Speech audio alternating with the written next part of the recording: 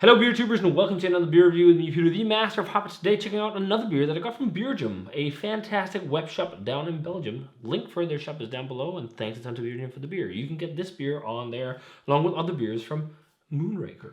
This is from Moonraker, and this is their Space Monkey Mafia Cold IPA.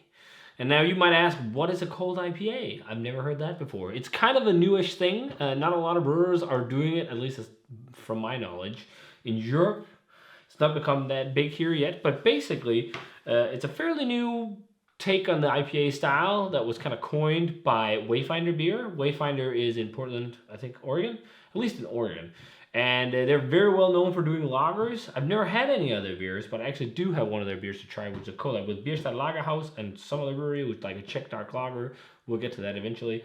But they wanted to do something that was kind of like the antithesis, goddamn, so hard, of New England IPA. Because New England IPA is super sweet, is overripe, it's juicy, like all that. They wanted to do something super clean, the canvas for hops to shine idea that you kind of have on the West Coast already as well. And bitter, dry, crisp, kind of like in a lager. But apparently they weren't too big fans already of the way India Pale lagers were interpreted and done. They felt like they either fell into two different camps. Dry hop lager and kind of slightly failed IPA-ish. So they decided to do their own thing and did this cold IPA. So basically what they tried to do is ferment at slightly warmer temperatures, kind of like California Common, where you use a lager yeast, or they've also used Kurdish yeast and whatnot, and ferment slightly warmer, but still use super light malt bills. But then, on top of just having maybe 2-row or Pilsner malt, whatever, they would use corn or rice or maize, kind of like what you've used in macro beer, to give a bit of body, but also, just get that super pale look like this. I mean, maybe it looks a bit darker on camera, but it is crazy pale. Look at that. Oh, there, you can see it better there. But, so that's kind of what they did. And then they worked with, more modern hopping techniques. So, the whole whirlpool idea, loads of whirlpool hops, loads of hops during tail end fermentation, kind of like what you do in New England IPAs. But to make a beer that is super crisp, clean, easygoing, and super, like simple malt backbone where the hops will just like really shine. And it's interesting because it seems like there's a lot of breweries around the West Coast doing their own interpretations of something like this. They're either doing cold IPA, or they're doing well-hopped American adjunct lagers, or they're doing like that new school West Coast approach. So it seems like there's this common consensus at the moment on the West Coast that people are getting slightly sick of sweet, overripe, crazy estery, hazy beer. So they want to do, something where it's more about hops, more about dryness, more about some bitterness too. It's not really a defined thing yet, necessarily, but a few people are doing it. It's going to be fun to try. I've never had one. So I'm looking forward to this, especially also because it's got my favorite hop combo of Citra, Mosaic, and Nelson. That's just a fantastic combo of hops. And it's very interesting to think about this because I basically brewed a beer with a similar approach without really knowing that, what cold IPA was at work, which is super weird. We just tried to do kind of a new school West Coast thing. It's fermented warmer, and it's also with ale yeast, but it was more inspired by kind of the slice kind of beers and cellar makers, fruity West Coast beers and all like that, stuff like that. But yeah, 7.8%. I'm really looking forward to this.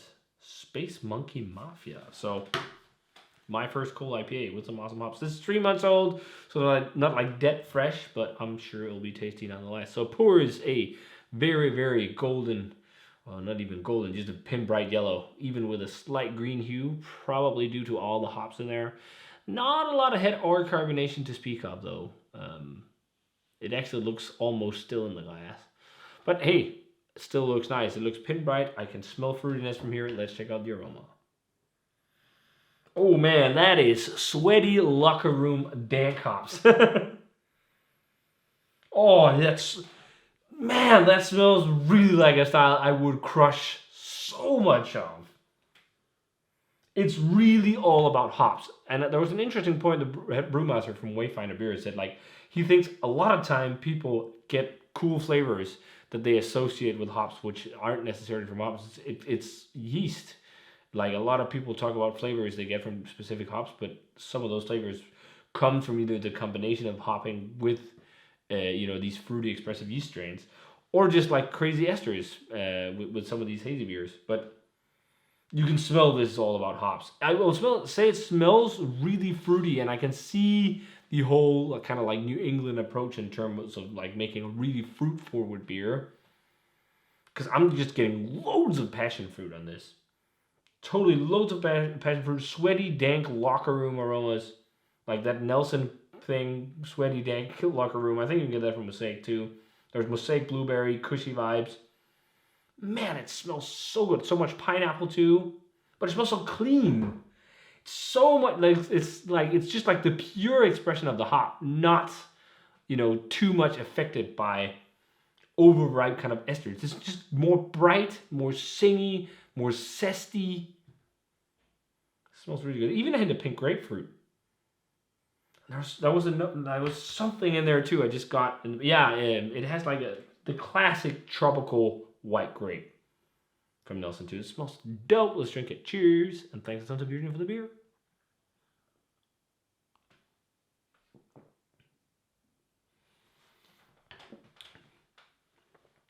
Wow, that is something I want to drink so much of. Oh man, that tastes really good. Fuck, man, this would have been so like expressive when this was dead fresh. This just made me want to seek out cold IPA. That is really good. It's so clean. Like, it's not crazy crisp because it is towards the lower side of CO2 carbonation. Like, I would want more, but the flavor is absolutely banging. Big time citra hop flavor that it's a mix of stone fruity almost flavors and like that kind of bright, more dank vibe citrus going there. It's definitely Mosaic blueberry from Mosaic. Loads of pineapple, loads of passion fruit, loads of bright, slightly sweaty dank locker room flavors, and loads of that like tropical, maybe not gooseberry, but more like crazy amounts of tropical white grape. It's almost like Sauvignon Blanc grapes or even Riesling or something like that. Just like really, if you've ever had dry Riesling, like really snappy dry grape and grape skin and whatnot. Not much bitterness though. And that's where maybe it differs from West Coast IPA. The hops really shine, but it's not really that bitter. So it maybe would appeal more to a modern beer drinking audience that want all the haze. But I would love a bit more bitterness.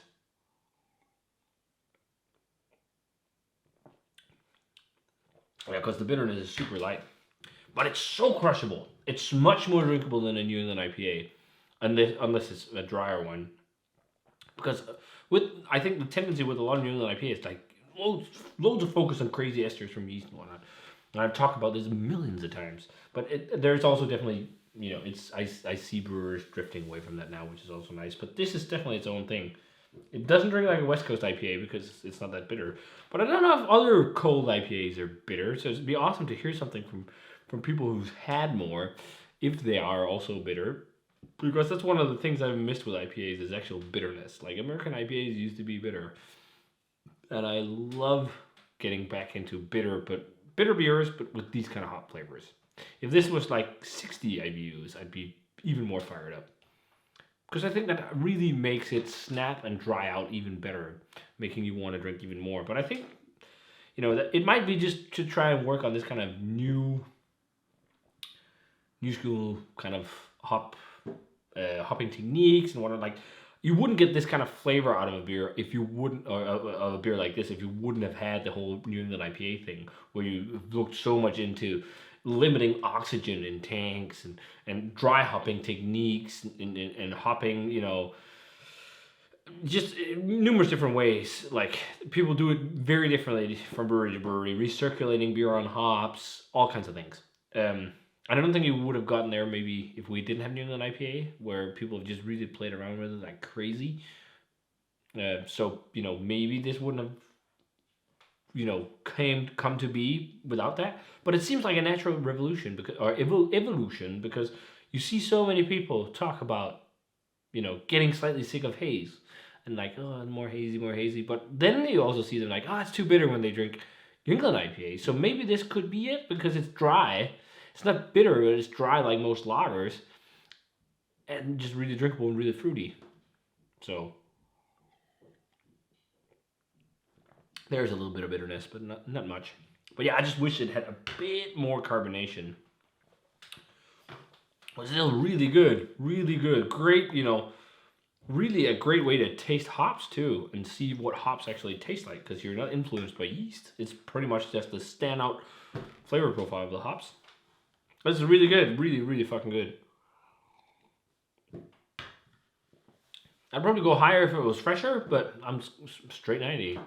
Man, really cool. This really makes me want to try and drink some cold IPA. There's probably brewers doing it in Europe, but I haven't heard of any. But if you guys have, please let me know if there's something I should try out, because this is appealing. It is appealing. But I think you also get, well, maybe not. It's also more balanced, really. I don't know how it was when it was really dead fresh, but like with New England IPAs, some of the ones that are really dry, they are more saturated often, like crazy saturated. The ones that are really crazy good, so they're not like really as drinkable. This is really drinkable, and it still has a really good saturation, which is really nice. But one thing is also like, I can't help but thinking like, I still want more bitterness, and I can't also help but thinking like, it's almost like doing West Coast IPA that's even more clean without bitterness. Like, it's an interesting thing, but it's something I want to explore more for sure, because it's pretty damn tasty. So yeah, if you guys had a chance to try Moonraker's Space Monkey Mafia Cold IPA, let me know what you thought of it. Really cool stuff. Worth a shot if you want to try this style, and you can get it right now on Beergium, so check them out. Link for the shop is down below. And as always, remember to comment, subscribe, check out the Facebook fan page and Twitter and Instagram. Give this video a thumbs up if you enjoyed it. Ring the bell for future notifications about videos. And I'm going to say cheers in some fairly clear, very bright, awesome cold IPA. And see you guys in another beer review.